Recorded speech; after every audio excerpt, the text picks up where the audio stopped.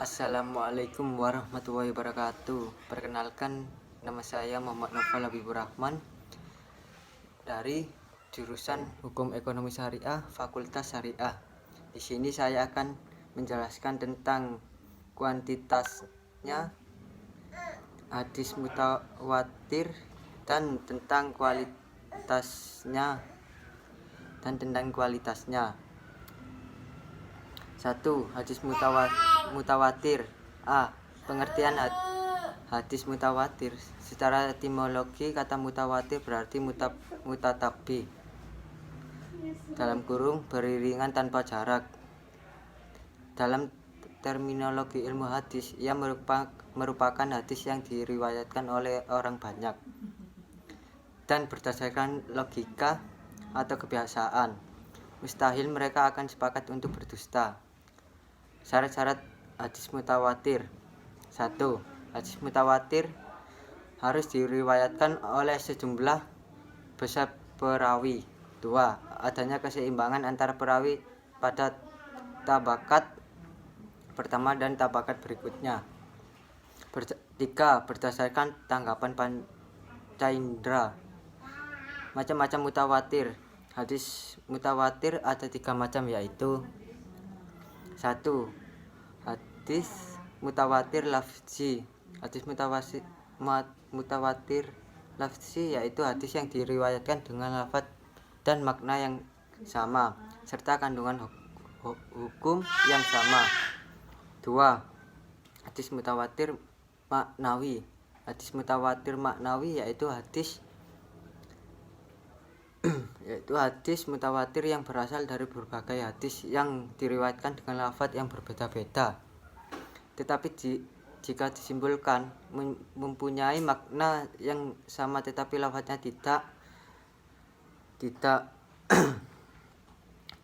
Hadis mutawatir amali, yakni amalan agama ibadah yang dikerjakan oleh Nabi Muhammad SAW, kemudian diikuti oleh para sahabat, kemudian diikuti oleh tabi'in dan seterusnya, diikuti oleh generasi sekarang. Kitab-kitab yang secara khusus memuat hadis-hadis mutawatir adalah sebagai berikut. 1.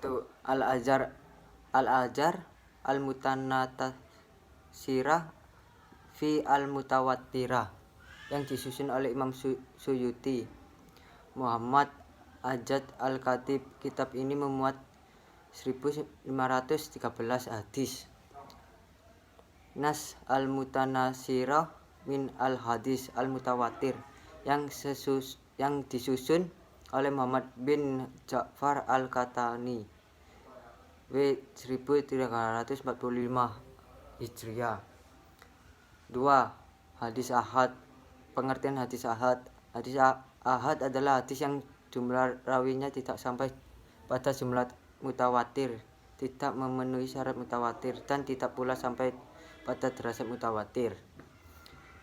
B. Pembagian hadis ahad.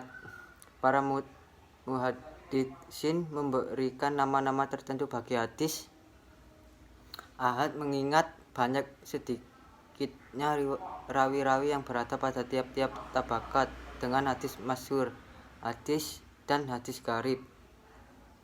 3. Hadis masyhur. Secara bahasa, kata masyhur merupakan isim maf'ul dari kata syahara yang berarti masyhur, terkenal dan populer. Dengan demikian, hadis masyhur berarti hadis yang terkenal meskipun tidak mempunyai sanad sama sekali, yang kemudian disebut masyhur ghairu istilahi. Yang dimaksud dengan hadis masyhur adalah hadis yang diriwayatkan oleh 3 orang atau lebih serta belum mencapai derajat mutawatir. 4. Hadis aziz. Pengertian hadis aziz itu adalah hadis yang diriwayatkan oleh 2 orang, walaupun 2 orang rawi tersebut terdapat pada satu tabaqah saja, kemudian setelah itu orang-orang pada meriwayatkannya.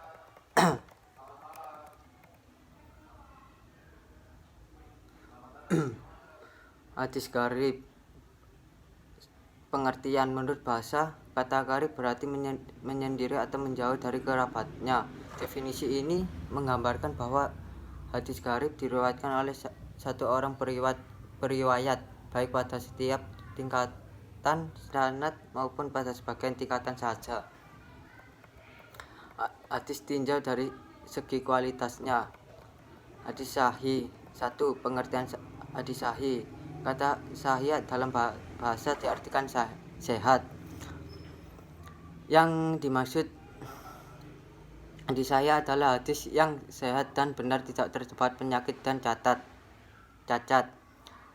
16. Hadis sahih menurut istilah ulama berbeda pendapat, namun secara umum pendapat mereka tidak ada. 2. Kriterian. Imam Bukhari dan Imam Muslim membuat kriteria hadis sahih sebagai berikut. A. Rangkaian periwayat dalam sanad itu harus bersambung mulai dari periwayat pertama sampai periwayat terakhir. 2. B. Para periwayatnya harus terdiri dari orang-orang thiqat dalam arti adil dan dabit. C. Hadisnya terhindar dari ilat cacat. D. Hadis tidak sahih, yakni tidak lebih lemah dibanding dengan riwayat lain yang bertentangan. E. Para periwayat yang terdekat dalam sanad harus sejaman. D. Pembagian hadis sah. Para ulama ahli hadis membagi hadis sahih menjadi dua bagian, yaitu sahih li jatihi. Hadis sahih li jatihi adalah hadis sahih yang mencapai tingkat kesahihannya dengan sendirinya tanpa dukungan hadis lain yang menguatkan, dan sahih li ghairi. Hadis sahih li ghairi adalah hadis hasan li jatihi yang diriwayatkan melalui jalur lain yang semisal atau yang lebih kuat, baik dengan redaksi yang sama maupun hanya maknanya saja yang sama. Maka kedudukan hadis tersebut menjadi kuat dan meningkat kualitasnya dari tingkatan hasan kepada tingkat sahih. 4. Kehujahan hadis sahih. Hadis sahih dapat dijadikan hujah untuk menetapkan suatu akidah, tergantung kedabitnya dan keadilan perawinya, dan semakin dekat adil perawinya makin tinggi pula tingkat kualitas hadis yang diriwayatkan. Hadis hasan. 1. Pengertian hasan menurut bahasa ialah sesuatu yang baik dan cantik. Sedangkan menurut terminologi, hadis hasan ialah hadis yang mutasil, sanadnya diriwayatkan oleh rawi yang adil dan dabit, tetapi kadar kedabitannya di bawah kedabitan hadis sahih, dan hadis itu tidak sah dan tidak pula terdapat ilat atau cacat. Syarat-syarat hadis hasan dapat dirinci sebagai berikut. 1. Sanadnya bersambung. 2. Perawinya adil. 3. Perawinya dabit, tetapi kedabitannya di bawah kedabitan hadis sahih. 4. Tidak terdapat syarat. 5. Tidak ada ilat. Pembagian hadis hasan menurut para ulama. Para ulama membagi hadis hasan menjadi dua bagian, yaitu hasan li jatihi dan hasan li ghairi. Yang dimaksud dengan hadis hasan li jatihi ialah hadis yang telah memenuhi persyaratan hadis hasan di atas. Sedangkan yang dimaksud dengan hadis hasan li ghairi adalah suatu hadis meningkat kualitas menjadi hadis hasan karena diperkuat oleh hadis lain. Kehujahan hadis hasan.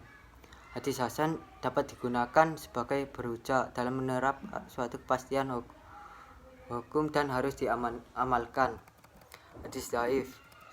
1. Pengertian Kata dhaif menurut bahasa berasal dari kata dufum yang berarti lemah. Menurut An-Nawawi, hadis dhaif secara istilah adalah hadis yang di dalamnya tidak terdapat syarat-syarat hadis sahih dan syarat-syarat hadis hasan. Dengan kata lain, hadis ini tidak memenuhi syarat-syarat yang dimiliki oleh hadis sahih dan hasan. 2. Syarat. Para ulama mensyaratkan kebolehan mengambil hadis dhaif dengan 3 syarat. 1. Kelemahan hadis itu tiada seberapa. 2. Apa yang ditunjukkan hadis itu ditunjukkan oleh dasar lain yang dapat dipegangi, dengan arti bahwa memegangnya tidak berlawanan dengan suatu dasar hukum yang dibenarkan. 3. Jangan diyakini kalau menggunakan bahwa hadis itu benar dari Nabi. Ia hanya digunakan sebagai ganti memegangi pendapat berdasarkan nas sama sekali. Hadis-hadis dhaif dapat ditemukan beberapa karya atau kitab seperti berikut. 1. Ketika Mu'jam At-Tabarani, Al-Kabir, Al-Awas, As-Sagir.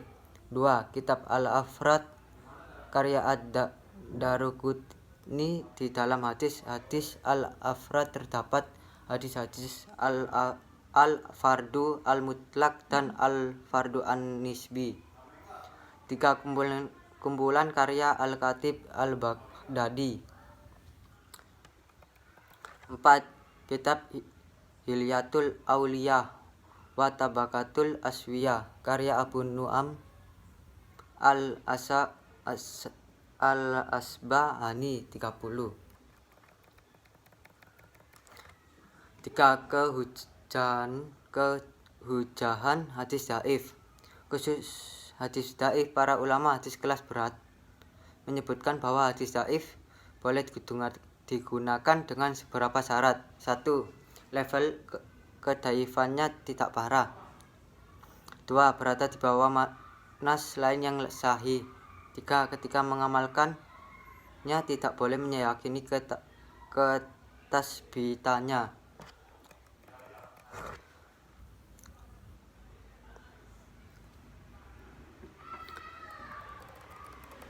Cukup dari saya, ada kurang lebihnya dimohon maafkan. Wassalamualaikum warahmatullahi wabarakatuh.